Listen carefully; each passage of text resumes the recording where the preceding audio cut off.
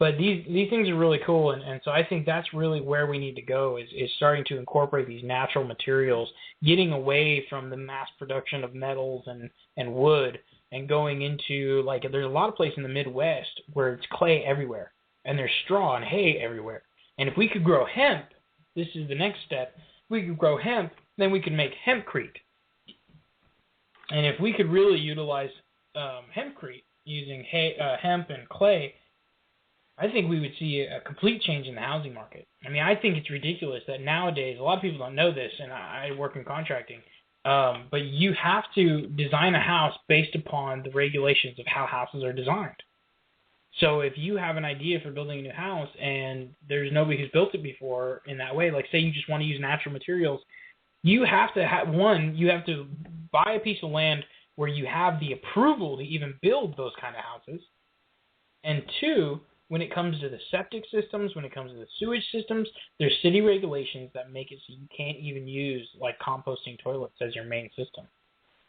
And like there's so many different things that you could be doing for sustainability, and it's like the city and the government just don't want you to do it. It's like the Florida lady who used solar panels and took her house off the grid, and they arrested her because it was illegal. It's like, what the hell? But I think a perfect world would be that, is we start to live with the earth, we start to use the earth materials, cut down mass production. I think allowing food, like have you heard about that food forest up in Washington or Oregon? I can't remember. I think it's Washington. No, I haven't. There's a food forest. Yeah, there's a food forest up there, and it's like right, everybody can have access to it. But I think if we really focus on, the greenhouse aspect, and I mean, could you imagine building a greenhouse that's underground and basically you just have a dome structure that comes out of the ground and it's glass and you just walk down the steps and go into it. So you've got a building that now is partly underground, so it's not taking up that space above ground. And two, you've got the controlled environment right there because the dirt around the base structure of the greenhouse will regulate the temperature inside. So you don't really, you do need the cooling system like for a fan or circulate air and everything, but it reduces the amount of energy needed in order to cool the facility. So, going into those aspects, I think we can really start to change things. You know what I'm saying? And that's where I say I don't think we have to go towards hybridization. I think it's possible. I think it's available. But I know for me personally, as long as there's a breath in my body, I will fight against it. You know what I'm saying?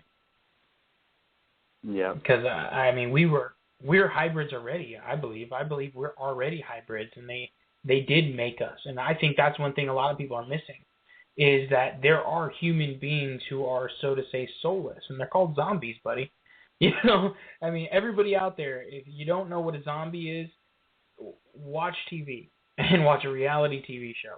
And I guarantee you about 95% of those people are zombies. You might find the one or two who come out and they become stars and they do stuff because they had that shot and they took advantage of it. But most people are willing to be on TV just to scream and yell and look stupid. Those are zombies. And they talk about this in Christianity and stuff, of soulless people who don't have souls. And I think it's a very possible situation that if we were biologically created, then there might be a process of uniting the soul with the body every time a body is produced in the physical flesh. And maybe sometimes these bodies don't have souls and this conscious being. And so the consciousness, there, like how we talked about the two consciousnesses, the consciousness of the mind and the body and the consciousness of us, maybe, and this is a theory that some religions share, maybe some people don't even have that higher consciousness. And they're just dictated by the physical consciousness that already exists. So in that case, they're just used as a ebb and flow to wherever the energy is going, and they're neither good nor bad. They're more or less going towards.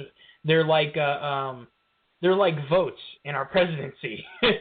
If it's not enough, then they just get brushed off and included in others. You know what I'm saying? Yeah. I'm gonna go ahead and say something. I'm not not as old as I sound. I'm not as old as I, portray myself to be. I'm actually 17. Okay, and I literally just started getting into this subject. So, I mean, I'm not that experienced with meditation, and I haven't really got that far to the point where I can, I've essentially discovered my real self. I do have a sense of knowing, however, I'm not sure. So, I mean, what are you saying that it's possible that we could have literally soulless organic portals walking around us? I'm not, I'm not only saying it's possible. I'm saying that the science strongly suggests it. Like, if you start to study the magical practices, now I'm only 24, okay? I've been studying since I was 10. Yeah. Like I said, the whole reason I'm on this program is because I am all about truth and information, but I feel like there's a war going on that's beyond what most people understand, and it's what you're talking about. It's with these interdimensional beings. It goes above and beyond what most people want to try to understand, and it's hard. So that's why I try to bring this information. But I've seen in the concept of studies and other works from people who practice these kind of things that it is very easy to see how there is a difference between possession and oppression. Now, everybody out there who's listening, listen carefully. Possession and oppression are two very key things that exist in our world. Now, there's a trick that says if you are baptized, you cannot be possessed. And the reasoning for this is because of a spiritual birthing. When you are baptized, the theory is that you are spiritually birthing yourself into this world again, in a sense of securing your spirit's position because of the magical act of baptism. Baptism goes way back in a lot of cultures, and it's a magical act that has been done for thousands of years. And in the collective consciousness of electricity, when one person does something over and over again, like eating, it becomes very ingrained in the entire collectiveness. So when you have a magical act like baptism, it does end up having a huge effect thousands of years later when it's been used for so long, more than it did in that first instant, because that's what magic is. It's the reoccurrence of energy building up over time and space and interdimensionality. Like, it's very complex. It's the act of will and creation upon all. So through that will and creation, you can see that, well, some people aren't really, they're not really, and this is where it gets hard, because I always say everybody's got a choice. But man, I've seen some people's eyes change. I've seen something just snap, and it just doesn't make sense. And that's not to say that there's not a soul already present in the body, like that they're just a physical corpse who does nothing. I think we all start off with a soul, and the body's matched up to it. But I don't think there's just one soul competing. I think the baptism instills it as a magical act. It secures your connection with your body. And,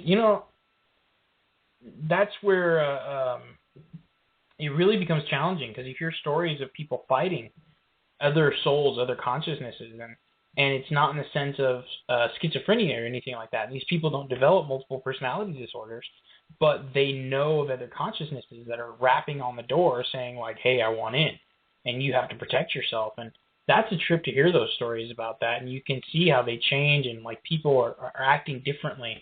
But I think you can lose your soul, or lose your vessel, more or less. Like the soul can lose the body, where you're here, you're born, everything like that, and because of your parents, because of your surroundings, your soul can't keep up. You can't compete. So I really, I think there's definitely a difference between possession and oppression, because they say that when you're baptized, you can never be possessed because of that security into the physical world of your spirit. Now, the second baptism is by fire, and that's a whole other story for another day, and that's separating the spirit from the physical. and evolving. So if you look at it, it's like a process. You're born into this earth, you're baptized by water, and then you're baptized by fire. When you're baptized by water, your spirit, your soul gets to kind of, get a little breathing room. So you're like, okay, cool. So I was born into this situation where I was protected by others. Because that's what's happening is your parents, your grandparents, whoever does it, they're protecting you. That's why they're doing the baptism. And we treat it like it's just nothing. But the reality is people are committing a magical act to protect you against interdimensional beings who can possess your vessel at any moment because you are a weak, young soul. And that is the trick, is when they say old soul, man, there is so much more to that than meets the eye. Because some of us have been here for a long fucking time. Pardon my language. Some of us have been here for a long time. And that's all we do is just shepherd people to the light. And that's where the mystery schools come into play, is you get a lot of people who are reborn into this world, a lot of souls who come back. They're always in the mystery schools, or they're always in secret societies. And it's because they're teaching people. They're guiding the people who are fighting the imperialists, who are fighting the people who want to raise propaganda and poison your children with vaccines. The people who are really the old souls, they're raising the armies against those people, and that's where I see the opposite of, you have these people who are destroying the population, raising all these fears, and what are they doing? They're creating more vessels, because the more people who aren't baptized, the more people who aren't magically protected, and then they're indoctrinated and they sit in front of a TV that's a subliminal messaging device, you can straight up program them. You can literally encode your scripts and your videos to incorporate magical symbolism to where you open portals within their own viewing of a movie. That's a trip. It's just viewing an action is opening a portal. Viewing a sexual act, watching porn is opening a portal. And that is such a hard thing for people to grasp. And whether or not you can be possessed or oppressed, it doesn't matter. You're still allowing that entity, that energy, and this is where entity and energy get really hard to understand, is in order to create this perfect world, we have to understand that it's not perfect in the first place, and there's a lot more going on that we have to start to take responsibility for.